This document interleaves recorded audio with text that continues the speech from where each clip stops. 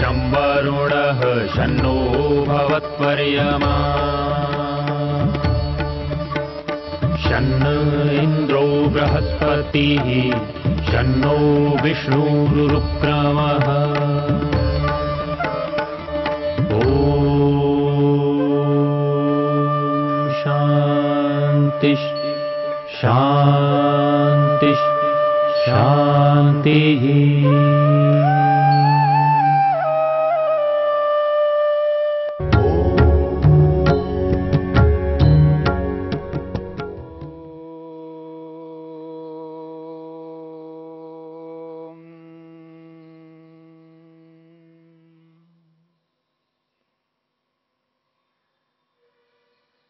ईश्वर समर्पण को लेकर के हम विचार कर रहे हैं।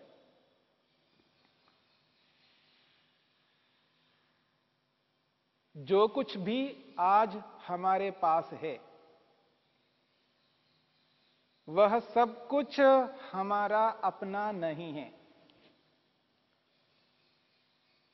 मकान हो, गाड़ी हो, जमीन हो, सोना चांदी हो, अथवा शरीर हो, इंद्रियां हो, मन हो, बुद्धि हो,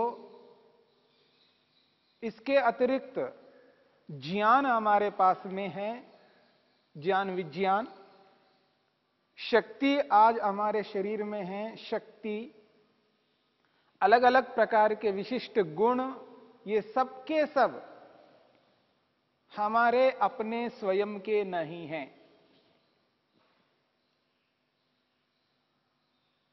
हम अन्यों से प्राप्त करते हैं और सबका मूल ईश्वर है। इस प्रकार से देखा जाए तो सब कुछ ईश्वर का दिया हुआ है। आज हमारे पास जो कुछ भी है, आत्मा स्वयं जीवात्मा के अतिरिक्त जो कुछ भी है, सब कुछ ईश्वर ने दिया है। ईश्वर प्रदत्त पदार्थ हैं, तो इनका स्वामी हम स्वयं नहीं हो सकते। इसलिए कहा जा रहा है समर्पण करो, ईश्वर प्रणिधान करो।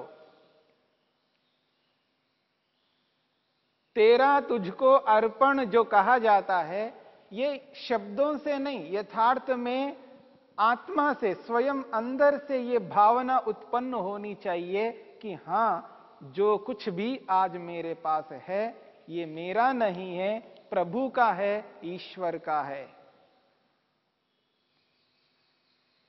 जब योग साधक, योगाभ्यासी सब कुछ ईश्वर का मानने लगता है, अर्थात सब पदार्थों को ईश्वर को समर्पित करने लगता है, जब एक एक करके समर्पित करता जाता है तो उसके सामने एक स्थिति आती है, अब मेरे पास अपना कुछ भी नहीं बच रहा है, कुछ भी नहीं है। उससे उसको एक बहुत बड़ा झटका सा लगता है। उसको यह प्रतीति होती है सब कुछ मेरे से छूटते जा रहे हैं, मैं तो केवल अकेला बनता जा रहा हूं। तो उसको डर लगने लगता है, भय उत्पन्न होने लगता है। मेरा अपना कुछ भी नहीं, यहां तक शरीर मेरा नहीं, इंद्रियां मेरी नहीं, मन भी मेरा नहीं, बुद्धि महतत्व भी मेरा नहीं, अहंकार भी मेरा नहीं, मेरा अपना तो कुछ है नहीं। सब कुछ ईश्वर का है, सब कुछ ईश्वर का है। जब सब कुछ ईश्वर को समर्पित करता है तो उसको भय उत्पन्न होने लगता है, डरने लगता है। और एक ओर से विवेक को अपनाने लगेगा और विवेक के माध्यम से यथार्थ बोध उसको होने लगता है। जब विवेक होता है, यथार्थ बोध होता है, उस विवेक से, उस वैराग्य से उसको ये अच्छी तरह प्रतीति होती है, मेरा अपना कुछ भी नहीं, मैं तो केवल हूं, आत्मस्वरूप हूं, मैं एक चेतन सत्तात्मक पदार्थ हूं। हां, मैं इच्छा स्वरूप हूं, प्रयत्न स्वरूप हूं, दुख के प्रति द्वेष रखने का स्वरूप मुझ में है, यानी दुख में द्वेष रखना मेरा स्वभाव है और सुख में आनंद में प्रीति रखना मेरा स्वभाव है। मैं एक चेतन तत्व हूं। ये जो सामान्य ज्ञान है ये मेरा आत्मा का स्वरूप है। यानी इच्छा, द्वेष, प्रयत्न, सुख, दुख, ये ज्ञान, ये जो स्वरूप हैं, बस यही मेरा स्वरूप है। और ज्ञान में भी केवल उसका अपना स्वयं का जो बोध है, मैं हूं, मैं एक चेतन स्वरूप हूं, मैं इच्छा स्वरूप हूं, मैं प्रयत्न स्वरूप हूं, मैं दुख में द्वेष रखने का स्वरूप वाला हूं, मैं सुख में आनंद में प्रीति रखने वाला स्वरूप हूं। बस ये जो सामान्य ज्ञान है, बस यही उस आत्मा का अपना ज्ञान है। बाकी जो कुछ भी आज हमारे पास ज्ञान विज्ञान है, हमने प्राप्त किया है माता पिता गुरु आचार्य आदि अन्यों से, और उन्होंने भी अन्यों से प्राप्त किया है, और उन्होंने भी और अन्यों से प्राप्त किया है। ऐसे परंपरा से देखें तो सर्वप्रथम सबसे पहले जो ज्ञान विज्ञान वेद के माध्यम से परमपिता परमात्मा ने हमें दिया है, उस परमपिता परमात्मा का वह ज्ञान विज्ञान है। आज जो मेरे शरीर में शक्ति है, इस शक्ति को देने वाले प्रभु ईश्वर है। सब कुछ ईश्वर का है। जब यथार्थ बोध होता है व्यक्ति को, तो व्यक्ति आसानी से प्रभु को समर्पित करता जाता है, ईश्वर प्रणिधान करने लगता है। लोक में कोई व्यक्ति किसी वस्तु को किसी को समर्पित करता है तो वह वस्तु उससे पृथक हो जाती है, जिसको समर्पित किया जाता है उसके पास चली जाती है। उसका जो स्वामित्व है यथार्थ में उसके पास चला जाता है और मैं रिक्त हो जाता हूं, खाली हो जाता हूं। परंतु जहां हम ईश्वर को समर्पण करते हैं, ईश्वर को समर्पित करते हैं, सब कुछ ईश्वर का मानते हैं, तो सारी वस्तुएं हमारे पास ही रहेंगी। वस्तुएं रहेंगी हमारे पास, और माना जाएगा कि ईश्वर के हैं। समस्त पदार्थ ईश्वर को जो समर्पित किया जा रहा है, समर्पण ईश्वर को किया है, पर पदार्थ ईश्वर के पास नहीं जा रहे हैं, यानी हमसे ईश्वर नहीं ले रहा है। रहेंगे सारे पदार्थ हमारे पास में, बस केवल उन पदार्थों को ईश्वर के मानना है, स्वयं के नहीं मानना है। और एक बात, सब कुछ ईश्वर का हम मानेंगे, लेकिन उनका प्रयोग, उपयोग, उपभोग हम स्वयं करेंगे। हम ही इनका प्रयोग करेंगे। दूसरों को जो हम पदार्थ देते हैं, जब दूसरों को समर्पित करते हैं, उनका प्रयोग वो करते हैं। पर यहां जब ईश्वर को हम समर्पित कर रहे हैं, तो यहां उन पदार्थों का प्रयोग हम स्वयं करते हैं। जब प्रयोग भी हम करते हैं, पदार्थ भी हमारे पास रहते हैं, फिर यह नाटक क्या है? ईश्वर को समर्पित करने का यह नाटक क्या है? ये तो नाटक जैसा लग रहा है। नहीं, यह नाटक नहीं है, ये यथार्थ है। क्योंकि जो वस्तु ईश्वर की है उसको ईश्वर का माना जा रहा है, परंतु ईश्वर ने हमें प्रयोग करने के लिए दिया है। मैं प्रयोक्ता हूं, उसका स्वामी नहीं हूं। मैं उसका प्रयोग करने वाला हूं, उसका मालिक नहीं हूं। और सब कुछ ईश्वर का मानने पर ईश्वर के अनुरूप उनका प्रयोग किया जाएगा। यदि समस्त पदार्थों को स्वयं का मानेंगे, तो हम अपने अनुरूप, अपने अनुसार, अपनी बुद्धि के अनुरूप उनका प्रयोग करेंगे, उपभोग करेंगे, और यह अनर्थ का कारण बनेगा। और आज यही कारण है, जिनको हमने प्राप्त किया है उनको अपना माना है और अपना मान करके उनका प्रयोग अनुचित रूप में करते हैं, गलत ढंग से करते हैं।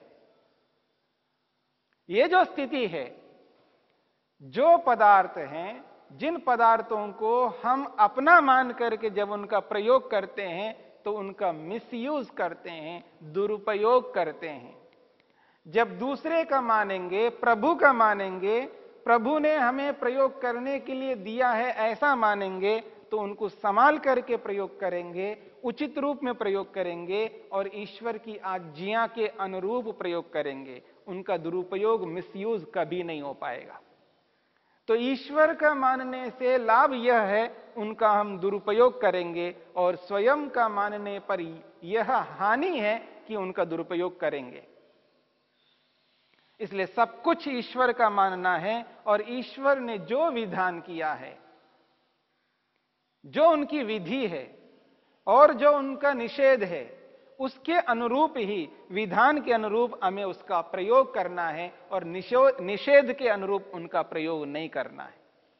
और जिस विषय में निषेध किया है उस विषय में उनका प्रयोग नहीं करेंगे और जिस विषय में विधान किया है उस विषय में प्रयोग करेंगे। जब ईश्वर की आज्ञा के अनुरूप, ईश्वर के अनुशासन के अनुरूप समस्त पदार्थों का जब हम प्रयोग करते हैं तो हमें हानि नहीं होती है, लाभ ही होता है। क्योंकि जिस रूप में ईश्वर ने प्रयोग करने के लिए दिया है उसी रूप में प्रयोग करते हैं तो हम अपने लक्ष्य के निकट जाने लगेंगे। इसलिए यहां पर यह विधान किया है, ईश्वर समर्पण करो, यानी ईश्वर प्रणिधान करो, समस्त पदार्थों को ईश्वर के प्रति अर्पित करो। उनका मालिकानापन जो है, उसका जो स्वामित्व है, वो अपने आप को नहीं मानना, उसके स्वामित्व को, ईश्वर को स्वीकार करना, मालिक ईश्वर को मानना। जब ऐसा करते जाएंगे तो ईश्वर की आज्ञा के अनुरूप ही हम समस्त क्रियाकलापों को करेंगे तो मुक्ति की ओर, समाधि की ओर हम अग्रसर होंगे। और यह ईश्वर प्रणिधान हमें समाधि को शीघ्रता से प्राप्त कराने वाला बनेगा। जब पूर्ण रूप से ईश्वर की आज्ञा का हम पालन करने लगते हैं तो महर्षि वेदव्यास कहते हैं, भक्ति विशेषात् आवर्तितः ईश्वरः तम अनुगृह्णाति अभिध्यान मात्रेण। बहुत अच्छी बात कही है। भक्ति विशेषात्, जब मनुष्य भक्ति विशेष करता है, यानी जब मनुष्य ईश्वर की आज्ञा का पूर्ण रूप से पालन करता है, भक्ति विशेषात्, ईश्वर की आज्ञा का पालन पूर्ण रूप से जब करने लगता है तो आवर्तितः ईश्वर, ईश्वर उसके अभिमुख हो जाता है। मानो एक प्रकार से ईश्वर ने मुख मोड़ लिया है, ईश्वर हमें देख नहीं रहा है। मानो जैसे कोई व्यक्ति नाराज होता है, मां नाराज हो जाए, पिता नाराज हो जाए, मित्र नाराज हो जाए, पड़ोसी नाराज हो जाए, कोई भी मनुष्य जो हमारे से संबंधित है, जब व्यक्ति नाराज होता है तो मुख मोड़ लेता है। और विशेषकर यदि आप माता का उदाहरण सामने रख करके देखें, जब मां नाराज होती है तो मुख मोड़ लेती है। इसका यह अभिप्राय नहीं है वह मां हमारे लिए कुछ नहीं करती हो, हमारे लिए सब कुछ करते हुए भी, समस्त क्रियाकलापों को करते हुए, हमारे सुख का ध्यान रखते हुए भी वह मुख मोड़ लेती है, मानो कि वो हमसे बात नहीं करना चाहती है। ठीक इसी प्रकार से ईश्वर भी हमारे लिए यही व्यवहार करता है। यदि हम ईश्वर की आज्ञा का पालन नहीं करते हैं तो एक प्रकार से ईश्वर हमें ध्यान नहीं दे रहे हैं, जिस रूप में, जिस विशेष रूप से ध्यान देना चाहिए। इसलिए कहा जा रहा है, भक्ति विशेषात जब हम ईश्वर की आज्ञा का पालन पूर्ण रूप से करने लग जाते हैं, उससे आवर्तितः ईश्वर, मानो एक प्रकार से ईश्वर हमारे अभिमुख होने लगता है, हमारी ओर देखने लगता है, हमारा विशेष ध्यान करने लगता है। आवर्तित ईश्वर तम अनुगृह्णाति, उस भक्त को, भक्ति करने वाले उस योग साधक को अनुगृह्णाति, अनुग्रह करता है, अभिध्यान मात्रेण, संकल्प मात्र से। ईश्वर संकल्प मात्र से हमें स्वीकार कर लेता है, यानी हमारी आज्ञा के पालन को जब एहसास करता है प्रभु, हां यह व्यक्ति मेरी आज्ञा के अनुरूप आचरण कर रहा है, अब इस व्यक्ति को विशेष देना चाहिए, विशेष कृपा करनी चाहिए, क्योंकि जो व्यक्ति जिस रूप में चलता है उसके साथ उसी रूप में व्यवहार किया जाता है। इसको कहते हैं यथा योग्य व्यवहार। परमेश्वर यथा योग्य व्यवहार करता है। आज हम सांस ले रहे हैं, मैं सांस ले रहा हूं, आप सांस ले रहे हैं, एक चोर, एक डाकू, एक लुटेरा, एक घिनौना व्यक्ति भी सांस ले रहा है, दोनों को बराबर सांस दे रहा है ईश्वर। जो मूलभूत आवश्यकताएं हैं प्रत्येक मनुष्य को, प्रत्येक प्राणी को ईश्वर प्रदान कर रहे हैं। यह ईश्वर की कृपा है, परंतु ईश्वर की कृपा उस पर विशेष होती है जो विशेष पालन करता है। ईश्वर की आज्ञा का पालन जो व्यक्ति जितना करता है उसको उसी रूप में फल प्रदान करता है। जैसे जैसे व्यक्ति के कर्म होते हैं उस व्यक्ति के उन कर्मों के अनुरूप ही वैसा वैसा फल ईश्वर प्रदान करता है, और जो पूर्ण रूप से कर्म ईश्वर के अनुरूप करता है तो उसको पूर्ण रूप से फल प्रदान करता है। इसका यही अभिप्राय है। तो भक्ति विशेष करने से, यानी ईश्वर की आज्ञा का पालन पूर्ण रूप से करने से, तम अनुगृह्णाति, उस योगी को ईश्वर अनुग्रह करता है। अभिध्यान मात्रेन, संकल्प मात्र से उसको स्वीकार करता है, और उस स्थिति में उस व्यक्ति को समाधि अतिशीघ्र लग जाती है। जब समाधि अतिशीघ्र लग जाती है तो उसको आनंद ईश्वर का मिल जाता है। जिसके लिए वो समाधि लगाना चाहता है, जिसके लिए प्रभु का दर्शन करना चाहता है, उस दर्शन का, उस समाधि का फल आनंद है। तद अभिध्यान मात्राद अपि योगिना आसन्नतमः समाधि, आसन्नतमः समाधि, अति निकट उसके लिए समाधि होती है। समाधि फलम च, और समाधि का जो फल है, आनंद है, वो भी अतिशीघ्र उसको प्राप्त हो जाता है।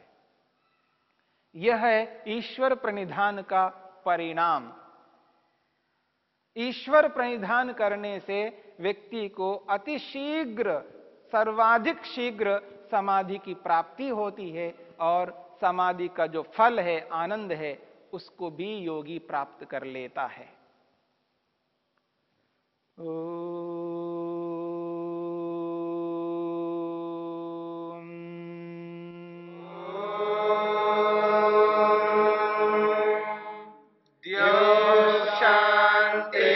शांतिरंतरिक्षं शांति पृथिवी शांतिरापः शांतिरोषधयः शांतिः वनस्पतयः शांतिर्विश्वे देवा शांतिर्ब्रह्म शांति सर्वं शांति शांतिरेव शांति शाम